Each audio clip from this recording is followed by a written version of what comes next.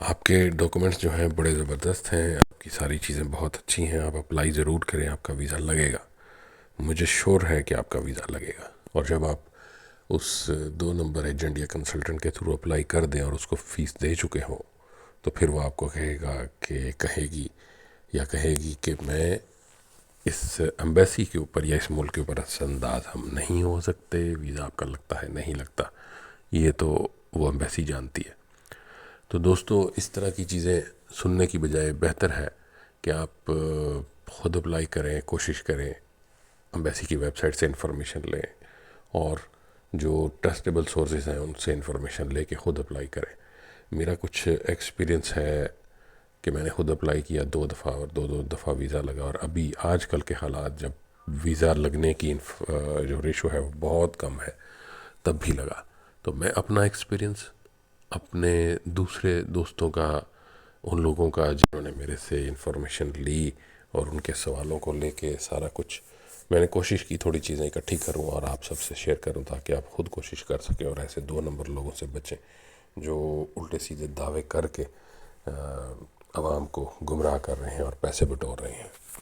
तो ये एक वीडियो बनाई थी, आपके लिए पेश कर रहा हूँ। अगर पसंद आए तो दूसरों से भी शेयर कीजिएगा। Thank you. अल्लाह हाफ़िज़। आपका शेंजन वीज़ा लगा, आपने किस मुल्क के लिए अप्लाई किया? मैंने जर्मनी के लिए किया था। उसकी रीज़न एक ये थी कि मैं 2017 में वहाँ गया था एक कोर्स के लिए, और दूसरी अहम रीज़न ये कि मेरा इनविटेशन था जर्मनी का, और वो भी एक जर्मन इंटरनेशनल जो वहाँ का रिहायशी है उससे। आपने अपनी एप्लीकेशन खुद फाइल की और कैसे की, और इसके लिए क्या किसी की मदद ली? एप्लीकेशन मैंने खुद फाइल की थी, और कुछ चीज़ों के लिए एक मेरे दोस्त हैं, वो जिस वक़्त वीज़ा वगैरह के लिए अप्लाई करते हैं या टिकट ख़रीदते हैं, तो उसी कंपनी के कंसल्टेंट से कुछ चीज़ों का पूछा था, कुछ फॉर्म वगैरह का। लेकिन एप्लीकेशन में जो लिखा सब खुद लिखा था। उनसे सिर्फ़ इसलिए कि मेरे फॉर्म के जो है वो सारी एप्लीकेशन कंप्लीट है और उसके साथ जो फॉर्म्स चाहिए, क्योंकि मैंने 17 में किया हुआ था, कुछ एडिशन हो सकते हैं, कुछ फॉर्म पुराने हो सकते हैं, नए वर्ज़न हो सकते हैं, उसके लिए मैंने उनसे कन्फर्मेशन ली थी। आपका वीज़ा लगा, आपने विज़िट किया और फिर इसी टाइम फ्रेम में वापस आ गए। तो क्या फ्यूचर में ये कुछ यूज़फुल रहेगा? हाँ, ये जिस तरह कह लें कि आप अपनी हिस्ट्री बनाते हैं कि बैंक से आप गाड़ी लें, उसी टाइम फ्रेम में आप उसकी पेमेंट कर दें। कुछ लोग पहले थोड़ा कर देते हैं, एक अच्छी हिस्ट्री बैंक के साथ बन जाती है। उसी तरह वीज़ा अगर आपने लिया और उस मुल्क में गए और टाइम फ्रेम में वापस आ गए, तो आपकी अच्छी हिस्ट्री बन जाती है। जून में अमेरिका में भी क्रिकेट मेला लग रहा है, तो क्या वो भी आपके लिए दूसरे पाकिस्तानियों की तरह आसान है? अमेरिका का वीज़ा पाकिस्तानियों के लिए शायद सबसे ज़्यादा मुश्किल है, और ये हो सकता है कि इस ट्रैवल हिस्ट्री जो है वो यूज़फुल रहे, क्योंकि इस क्रिकेट के लिए जो लोग जाएँगे, मेरे ख़्याल में उनके लिए अपने केस को स्ट्रॉन्ग करने की 2-3 चीज़ें अहम हैं। एक, कि वो टूरिस्ट हैं, दूसरा वो क्रिकेट लवर हैं, तीसरा वो ये सारी चीज़ें मैनेज कर सकते हैं, यानी कि फंड्स, और सबसे स्ट्रॉन्ग रीज़न कि वो वापस आएँगे, उसके लिए वो क्या जस्टिफ़िकेशन देंगे। लेकिन अगर आप ये कहें कि क्रिकेट है, तो इधर से चूँकि हमारे इंडिया और पाकिस्तान में क्रिकेट जो है वो हर गली मोहल्ले में खेली जाती है, तो ये सारी आबादी अमेरिका चली जाएगी एप्लीकेशन दे के, तो ऐसा नहीं है। सारी चीज़ों की असेसमेंट उसी तरह होगी जिस तरह वो करते हैं। जिस वक़्त हम वीज़ा फॉर्म फिल करें, तो इसमें गलती की गुंजाइश होती है? गलती की गुंजाइश नहीं होती, लेकिन उसमें अगर गलती हो जाए तो आप उसको हैंडल कर सकते हैं। वो इस तरह कि अगर आपने जैसे for example German visa apply कर रहे हैं, शेंजन वीज़ा, तो वो आपका फॉर्म ऑनलाइन है, उनकी वेबसाइट से बनेगा। आपने सारा जब फिल कर लेंगे तो वो प्रिंट हो जाएगा। इस वक़्त आपने कंप्लीट कर लिया तो उसपे बारकोड आएगा। उसको अगर आप ठीक करना चाहते हैं तो आप ठीक कर सकते हैं। वहाँ पे आपने जब फिल किया तो वो उस वक़्त एम्बेसी के पास नहीं चला जाता, जब तक आप फाइनल प्रिंट निकाल के यूज़ नहीं करते। दूसरी कुछ जो है एम्बेसीज़ के फॉर्म, फॉर एग्ज़ाम्पल जैसे अमेरिका को ले लें, आप एप्लीकेशन फिल करना शुरू करते हैं आप कई दफ़ा लॉग इन कर सकते हैं, उसको एडिट कर सकते हैं, रिवाइज कर सकते हैं, चेक कर सकते हैं, अपने प्रिंट निकाल के देख सकते हैं, किसी और से, कज़न से, किसी भाई से, किसी सीनियर को दिखा सकते हैं। गुंजाइश नहीं है, लेकिन आपके पास ऑप्शन होते हैं कि आप एरर फ्री एप्लीकेशन बना सकें। क्या सारे वीज़ा फॉर्म ऑनलाइन होते हैं और एक ही दफ़ा में फिल हो जाते हैं? नहीं, जैसे मैंने पहले बताया, जर्मनी का फॉर्म मैंने लिया था, उसको ऑनलाइन फिल किया, लेकिन फिर मैं प्रिंट लेके गया था। अमेरिका की जो एप्लीकेशन है वो ऑनलाइन है, कनाडा की ऑनलाइन है, लेकिन वही इसमें वो चांस है कि आप उसको रिवाइज और एडिट कर सकते हैं। किसी भी वीज़ा की एप्लीकेशन का क्रस्ट क्या होता है? जैसे मैंने पहले एक सवाल में भी कहा था कि आप जो अप्लाई कर रहे हैं, जिस बेस पे कर रहे हैं कि आपने विजिट करना है, विजिट क्या करना है कि आपने उसके टूरिस्ट हैं और आपने कुछ एक नई जगह, एक नया मुल्क एक्सप्लोर करना है, वो आप साबित करें, प्रूफ करें, यानी कि वहाँ का आपका स्टे है, ट्रेवल प्लान है, आप वहाँ जाके इतना बाय एयर ट्रेवल करेंगे, बाय बस करेंगे, आपने वो सारी इंफॉर्मेशन इकट्ठी कर ली है, होटल बुकिंग, ये वो सारा कुछ। सबसे बड़ी अहम चीज़ ये कि आप जो कह रहे हैं, जो क्लेम कर रहे हैं, मैं टूर के लिए जा रहा हूँ और वापस आऊँगा विजिट के बाद, आप उसको साबित किस तरह करते हैं, कितना स्ट्रेंथ वाला केस है आपका। आप वापस आएंगे तो उसके लिए क्या क्या चीज़ें हैं आपकी, आपकी फैमिली यहीं पे है, एक वो चीज़ है जो आपको वापस खींचती है। फिर आपका बिजनेस है जो आप 10-15 दिन तो आपको छुट्टी दे सकता है, उससे ज़्यादा नहीं दे सकता। आप बड़ी ज़बरदस्त पाकिस्तान में जॉब कर रहे हैं, आपकी कंपनी आपको 5-7 दिन, 10 दिन या 15 दिन छुट्टी दे सकती है, आप उससे वो लिखवा लेते हैं, इन राइटिंग लेते हैं, और वाकई आपकी जॉब जो है वो अच्छी स्ट्रॉन्ग और अट्रैक्टिव पैकेज वाली चीज़ है जिसको आप छोड़ के बाहर नहीं जाना चाहते, आप यहीं पे आपका रोज़गार बड़ा अच्छा स्ट्रॉन्ग है। तो इस तरह की चीज़ें, और मतलब ये कि आपने जो क्लेम किया एप्लीकेशन में, आप उसको साबित अपने डॉक्यूमेंट से कैसे करते हैं। ये जो कंसल्टेंट से हम मदद लेते हैं, केस फाइल करवाते हैं, तो उसमें क्या कमाल होता है? वो क्या हम खुद नहीं कर सकते? और जहाँ वो इतने हाईली क्वालिफाइड होते हैं कि हम इस काबिल नहीं होते। मैंने मेरे कज़न हैं, बाहर हैं, कनाडा में काफ़ी अरसे से, उन्होंने मुझे एक कंसल्टेंट का बताया जो कराची में थे, तो उनसे एक आध दफ़ा बात हुई। मुझे ज़िंदगी में किसी कंसल्टेंट से बात करके, उन्हीं से बात करके लगा कि वाकई बड़ा लायक आदमी है, जो कज़न ने कहा था वाकई वो है। उसके अलावा ये कमाल क्या करते हैं कि हम जो नहीं कर सकते। मेरे ख्याल में मेरे केस में मुझे एक दो चीज़ों की जो ज़रूरत पड़ी वो ये थी कि मैं होटल बुकिंग करवाऊँ। मुझे उस मेरे केस में मेरी ज़रूरत नहीं थी कि मेरा इनविटेशन था वहाँ के एक नेशनल का, एक जर्मन का। वो कमाल क्या करते हैं आपको कि वो होटल बुकिंग ऑनलाइन, जिनसे उनका ताल्लुक हो, उनके होटल से बुकिंग ले देते हैं, जो आज हम भी कर सकते हैं। booking.com पे हम लोग जाएं, हम लोग वो होटल सर्च करें जो आपसे एडवांस नहीं ले रहा, वो पेमेंट वहाँ पे जाके लेगा, आप वो बुकिंग करा सकते हैं। उसमें आपने अपने क्रेडिट कार्ड की डिटेल्स देनी है, चार्ज वो नहीं करते, मोस्टली चार्ज वो नहीं करेंगे। जिसने कह दिया है कि वो पेमेंट बाद में लेगा, वो आपके अराइवल पे लेगा। दूसरा वो जो कमाल करते हैं वो हम भी कर सकते हैं। वो कमाल ये है कि आपने एक जस्ट एक प्रपोजल टाइप की टिकट, एयर टिकट आपने लेनी है, वो आपने एप्लीकेशंस के साथ लगानी होती है। तो ये दो जो बड़े कमाल हैं वो हम सब बड़ी इजीली कर सकते हैं।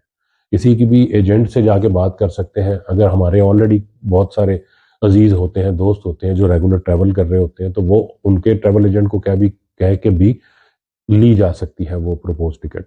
और दूसरा जो बुकिंग है वो मैंने जैसे बताया, आज ऑनलाइन इंटरनेट में 5 से 10 मिनट का काम है, और आम तौर पे चूंकि लोगों को पता नहीं है तो हम ये समझते हैं ये बहुत बड़ा कमाल है। मुझे, क्योंकि मेरी वहाँ पे स्टे था, मुझे होटल बुकिंग की ज़रूरत नहीं पड़ी, लेकिन मेरा स्टे जो था कुछ और इलाके मैंने सर्च करने थे, मैंने booking.com से ही हेल्प ली, वहीं पे ऑनलाइन मैंने बुकिंग की। पेमेंट मैंने कोई एडवांस में नहीं की, जाके पेमेंट की, यूरोप के अंदर ही थी। उसके अलावा जो आपने और किसी और भी ऑप्शन है होटल बुकिंग के, रूम बुकिंग के, ये आप वहाँ से कर सकते हैं। ट्रैवल के लिए आप नए एजेंट को मिलते हैं तो शायद वो आपसे एक नॉमिनल सी फीस ले और आपको वो एक प्रपोज सर्टिफिकेट बना के दे दे जिस तरह का आपका ट्रैवल प्लान है। तो ये वो मेजर कमाल है जो हम लोग आम तौर पे, चूंकि इंफॉर्मेशन नहीं है, नॉलेज नहीं है, हम समझते हैं ये हम में से कोई नहीं कर सकता और सिर्फ ये लोग करते हैं, ये हाईली क्वालिफाइड। और मैं एक एक्सपीरियंस शेयर करूं कि हम किसी के साथ थे, एक बड़ी बहुत बड़ी नाम है इस्लामाबाद का। तो एप्लीकेशन जब उसने फाइल की तो मुझे उसका लॉजिक समझ नहीं आया और मैंने वो अपने दोस्त को भी कहा। उन उसने जब पूछा उनसे तो उसने कहा जी ये तो ऐसा ही होती है और आप फिक्र नहीं करें, वीज़ा मिलना होगा तो ऐसे भी लग जाएगा। लेकिन मेरे ख्याल में वो चीज़ that needed correction, that needed revision. Qualification का हमें पता लग गया, अंदाज़ा हो गया, ऐसा नहीं है, ये सिर्फ इंफॉर्मेशन की कमी है। कोई ऐसी चीज़ भी है इन कंसल्टेंट्स के पास जो हम अरेंज नहीं कर सकते? ये दो चीज़ें जो मैंने आपको बताई कि आपने अपनी जो एयर टिकट है वो नॉर्मली लोगों को नहीं समझ आती कि हम ये कैसे लगाएं, ये कहाँ से लें। दूसरा होटल की बुकिंग का, वो भी आपको बता दिया। तीसरा, मेरे पास जब मैं गया था अपने दोस्त के साथ, उसने करवाया जब, तो ये उनका एक फॉर्म है, इसमें उन्होंने चीज़ें बताई हुई हैं कारोबारी अफराद के लिए जो बिजनेसमैन है, ये चीज़ें चाहिए। फिर नीचे है मुलाजमत अफराद के लिए ज़रूरी दस्तावेजात, ये उनके लिए हैं जो जॉब करते हैं। नीचे एक हाईलाइट लाइन उन्होंने की हुई है, आप भी देख सकते हैं, जिन अफराद के पास दस्तावेजात नहीं हैं वो भी हमसे रब्ता कर सकते हैं। तो इसका मतलब यह है कि ऊपर वाली जो चीज़ें एक बिजनेसमैन प्रोवाइड करता है, अपने बिजनेस का एनटीएन, अपना टैक्स के डॉक्यूमेंट, टैक्स रिटर्न, अपनी और पार्टनरशिप डीड, अपनी ऑनरशिप डीड, अपने बिजनेस के डॉक्यूमेंट्स, ये सारे शायद इनके बारे में वो कह रहे हैं। लेकिन अगर ये मेरे पास जेन्युइन नहीं है तो मेरी एप्लीकेशन कितनी स्ट्रांग होगी।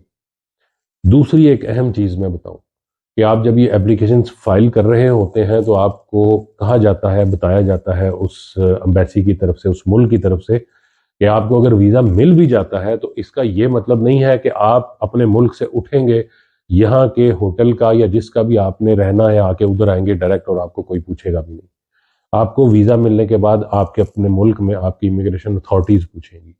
हमारे जैसे मुल्क में FIA इदारा है, उनके माशाल्लाह से बड़े अच्छे समझदार लोग होते हैं, वो प्रॉपरली चेक करते हैं, चाहे आप लाहौर से जा रहे हैं, कराची से जा रहे हैं, कहाँ से भी जा रहे हैं। फिर आप उस मुल्क में पहुंचेंगे, फिर उनकी इमिग्रेशन अथॉरिटीज़ बड़ा हैवी किस्म का चेक करती हैं, सवाल जवाब होते हैं और लोगों को 2-2 3-3 4-4 घंटे, 5-5 घंटे सवाल जवाब होते हैं, पूछा जाता है। तीसरा, वो उसमें शायद आपको अक्सर फॉर्म में लिखा भी मिले कि आप जब उनके मुल्क में चले भी गए, एयरपोर्ट से चले भी गए, तो उनकी अथॉरिटीज़ आपको कहीं पे भी चेक कर सकती है। तो अगर आपकी एप्लीकेशन आपकी नहीं है, आपने नहीं दिए, वो डॉक्यूमेंट्स आपके अपने नहीं हैं, वो चीज़ें आपकी अपनी नहीं है, और आपको पता ही नहीं है आप कौन सी कंपनी के CEO हैं या मुलाजिम हैं, उसकी डिटेल्स क्या है, उसका बिजनेस किस फील्ड में है, उसका टर्नओवर क्या है, उसकी प्रोडक्ट की डिटेल्स क्या है, तो क्या जवाब देंगे किसी भी स्टेज पे। वो तो आपको चार्ज कर लेगा, लें सर वीज़ा लग गया, ले आओ पैसे दो। लेकिन फिर आपको एयरपोर्ट पे किसी ने रोक लिया, उनके एयरपोर्ट पे रोक लिया या उनकी अथॉरिटी ने मुल्क के अंदर रोक लिया, उठा के वापस फेंक दिया, तो ये सारी चीज़ें हमें सोचनी चाहिए कि इस तरह लोगों को अट्रैक्ट किया जा रहा है। आज हम सब मोबाइल पकड़ के ऑन करते हैं तो ये कुछ यार। बहुत से कंसल्टेंट्स यूट्यूब, टिकटॉक वगैरह पर भी सर्विसेज दे रहे हैं, इनके बारे में आप लोगों को क्या मशवरा देते हैं? उन्होंने मुख्तलिफ पैकेजेस भी इस पे अनाउंस करते हैं, वो जी प्ला पैकेज और मेरा ख्याल है कराची का वो इदारा था और काफ़ी देर पहले किसी ने किया और मशवरा किया तो मुनासिब नहीं लगा, लेकिन खैर उसको मैंने कहा करके देख लें। फिर आप तो किया उसने, तो पैकेज कुछ इस तरह था कि जी हम आपकी एप्लीकेशन जो है वो यूरोप के इतने ज़्यादा मुल्कों में जो है वो भेजेंगे और आपको जॉब मिल जाएगी। वो ख़ास लिमिटेड टाइम के लिए था जो पैकेज उन्होंने ख़रीदा, अच्छी खासी एक अमाउंट थी। और जिस वक्त एक लिमिटेड टाइम के बाद वह सारी एप्लीकेशंस उनके मुताबिक वो जो भेज चुकते हैं यूरोप की सारे मुल्कों में सारी कंपनीज को उनके मुताबिक, फिर वो आपको भी आपका ईमेल आईडी दे देते हैं जो आपके लिए टेम्परेरी बना हुआ होता है या आप खुद उनको बना के देते हैं। वो जब उन्होंने खोला तो उनको एक ईमेल आई हुई थी यूरोप की एक कंपनी से और उसने ये कहा था कि ये जिस ईमेल पे आपने अपना CV, अपनी ये चीज़ें भेजी हैं, ये उसके लिए नहीं है। This is just for information. आप हमारे वैकेंसी साइट पे जाएं, वहां से अपनी रेलेवेंट जॉब देखें, उसके ऊपर ऑनलाइन एप्लीकेशन फाइल करें। लेकिन वो पैकेज किया था कि हम आपके लिए यूरोप के जितने भी 29-30 मुल्क हैं उनकी बड़ी बड़ी कंपनियों में अप्लाई करते हैं। अब वो अप्लाई करने का तरीका मोस्टली कंपनीज में यही होता है कि आप उसकी वेबसाइट पे जाएं, ऑनलाइन एप्लीकेशन फाइल होती है और आपको हर एप्लीकेशन के लिए ऑनलाइन पूरा फॉर्म फिल करना पड़ता है। वो क्या कर रहे थे, वो वेबसाइट पे जाते हैं, जो भी ईमेल पहला मिले, चाहे वो सीईओ का सिर्फ बिजनेस कंपनीज के लिए है कि जी हमसे पार्टनरशिप कर लें, या किसी भी और काम के लिए है, वो ईमेल इकट्ठे करके बीसीसी में लिख दें या सीसी में लिख दें ताकि पता ना लगे कि हमने दूसरों को भी भेजा। वो आपकी एप्लीकेशन अगर थ्रू कर देते हैं और सारों का जवाब आगे से ये आता है कि जनाब ये तो वैकेंसी वाला ऑप्शन ही नहीं है, आप अलग जगह पे जाएं, तो उन्होंने जो एप्लीकेशन भेजी हुई थी वो कुछ थी, लेकिन जो जवाब आया था वो सिर्फ एक कंपनी से आया कि आपने एप्लीकेशन गलत ईमेल आईडी पे भेजी है, हमारी वेबसाइट पे जाइए और ऑनलाइन एप्लीकेशन फाइल कीजिए और प्रॉपरली सबमिट कीजिए, या आपने गलत तरीका यूज़ किया है। ये कुछ हो रहा है उस तरह। ये यूट्यूब या ये बहुत सारे जो अट्रैक्ट कर रहे हैं पैकेज दे के, चाहे वो चांदी का नाम लगा दें, चाहे वो हीरो मोतियों का नाम लगा दें, इस तरह किया जा रहा है हमारे मुल्क में। हमारा वीज़ा लगने में हमारे मुल्क के हालात का भी कुछ हिस्सा होता है? मेरे ख्याल में शायद बहुत हिस्सा होता है, क्योंकि जिस तरह मुझे मेरे ट्रैवल में फील हुआ, और हमारे जैसे मुल्कों में थर्ड वर्ल्ड कंट्री से लोग बाहर या यूरोप या अमेरिका या कनाडा इस तरह के मुल्कों में क्यों जाते हैं? मेरे ख्याल में 99.9% लोग जाते हैं रोजगार के लिए, और वो तब जाते हैं आपके अपने मुल्क में रोजगार अच्छा मैसर नहीं है। और हमारे मुल्क के हालात, ऐसा नहीं होता कि कोई मुल्क की एम्बेसी में हमने या उस मुल्क की एप्लीकेशन फाइल की वीज़ा की, उनको नहीं पता, उनको शायद हमसे ज़्यादा पता होता है कि इस मुल्क में इस वक्त क्या हालात चल रहे हैं, तो इनका बहुत असर होता है। पासपोर्ट फ़ोटो जो होती है, उसके स्पेक्स कितने अहम हैं? पासपोर्ट फ़ोटो के स्पेक्स बहुत अहम है। मैं जिस वक्त अपने ये शेंजन वीज़ा के लिए गया था, तो आ, मेरे साथ वहाँ पे, चूंकि अब वो शटल सर्विस है, तो वापसी पे उस गाड़ी में कोई और नहीं था, मैं था और एक और साहब थे, दो और लोग थे। उसमें से एक जो था, आ, वो बेचारा इसलिए वापस जा रहा था कि उसकी तस्वीर ठीक नहीं थी।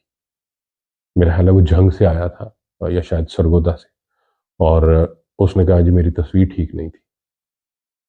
अब मैंने उनसे रिक्वेस्ट किया कि दोबारा कर लें, लेकिन वो कहते हैं आपको ईमेल पे जवाब देंगे। मुझे ना ये नहीं मैंने पूछा कि किस मुल्क की एप्लीकेशन थी, लेकिन वो वापस चला गया थोड़े से पैसों के लिए, वहाँ से गलत तस्वीर बनाई। और एक और वहाँ पे जो है वैन में जो दूसरे वो साहब थे, वो मेरा ख्याल है लाहौर से ही थे, लेकिन उन्होंने लाहौर से बनवाई हुई थी और ठीक थी तस्वीर, उनकी मुनासिब थी। लेकिन उनको जब मैंने अपना बताया कि मैंने वहाँ से बनाई, मैं बल्कि आपसे भी शेयर करता हूँ, एक अच्छा ब्रांड था, लोगों के लिए बड़ी अच्छी इंफॉर्मेशन रहेगी, तो मैं बल्कि इस वीडियो में भी शेयर करूँगा डिटेल उनकी। तो उसने मुझे शुक्रिया अदा किया, बल्कि उसने फिर और भी अप्लाई करना था, तो मेरा ख्याल है कि he would have visited that place. मैं ये जो शेयर करूँ आपसे इसीलिए कि ये बड़ी इंपॉर्टेंट इन्फॉर्मेशन है, और ये इस्लामाबाद फ़ोटो सर्विस है जी, और ये 1980 से ये लोग ये काम कर रहे हैं। और मैंने उनके पास वो बस जो फ़ोटो फ्रेम उन्होंने पुराने हिस्टोरिकल लगाए हुए थे, उनकी फैमिली में ये कर रहे हैं ये काम, और बड़े पुराने अरसे से बड़े बड़े लोगों की एम्बेसीज के साथ। और ये exactly block 12C basement F7 मरकज जिना सुपर मार्केट नियर मकियानी शूज़। तो इसकी डिटेल भी मैं शेयर कर दूंगा, लेकिन ये वाकई बहुत अहम होता है। आपकी जो तस्वीर है उसके स्पेक्स बड़े अहम हैं, खासतौर पे जैसे आप अमेरिका में उनकी वेबसाइट पे जाएं तो उसमें काफ़ी डिटेल उन्होंने दी होती है। कुछ चीज़ें आपने खास तौर पे दिखानी होती हैं, एक क्लियर विजिबल व्यू देना होता है उसको। आजकल बहुत नए पुराने कंसल्टेंट बने हुए हैं यूट्यूब पर, इनसे भी कोई फ़ायदा लिया? यूट्यूब पे जो कंसल्टेंट ही बने हुए हैं, इस तरह अपनी फर्म्स चला रहे हैं, कुछ इन्फॉर्मेशन तो मिल जाती है उनसे, कुछ चीज़ें वो बता देते हैं जो इस वक्त चल रही होती हैं। बाकी कुछ चीज़ें मैंने आपसे शेयर की, एक और मैं आपको एक चीज़ बताऊं कि हमने एक यूएस के पास ही एक मुल्क था, एक बड़ा फेमस उनका चैनल था, और उसमें से उन्होंने बताया कि जी इस पे अप्लाई करें। तो मैंने और एक दोस्त को मैंने कहा कि जी ये देखो, मुझे मुझे उन्होंने लिंक भेजा था उसका। तो उन्होंने कहा कि जी ये आपने सिर्फ अप्लाई करना है, यू विल गेट वीज़ा, उसके कोई फीस नहीं है, और इस तरह हमने उसको फिल किया। और उस उस जो फॉर्म था उसके अंदर वो डिज़ायर हमसे मांग रहा था कि आपका इस मुल्क में आपको कौन इनवाइट कर रहा है, आपका कोई रिलेटिव है, बिजनेस पार्टनर है, या कोई एक ऐसी कंपनी जिससे आप मिलना चाहते हैं यहाँ पे, वो उसकी डिटेल्स लिखें। काफ़ी डिटेल, मतलब उसका नाम होगा, एड्रेस होगा, कंपनी की डिटेल होगी, कॉन्टैक्ट इन्फॉर्मेशन, फ़ोन नंबर और ईमेल। तो बहुत सारे लोगों ने उस वीडियो के नीचे सवाल किया था, और उसको साहब ने जवाब दिया कि आप वहाँ पे होटल बुकिंग कराएं, होटल की डिटेल लगा दें। और हम जो 3 लोगों ने चेक किया, एप्लीकेशन सबमिट की, हम में से किसी को कोई जवाब नहीं आया। जब वो फॉर्म सबमिट किया तो सिर्फ तब मैसेज आया कि जी फॉर्म सबमिटेड, उसके बाद कभी कोई जवाब नहीं आया।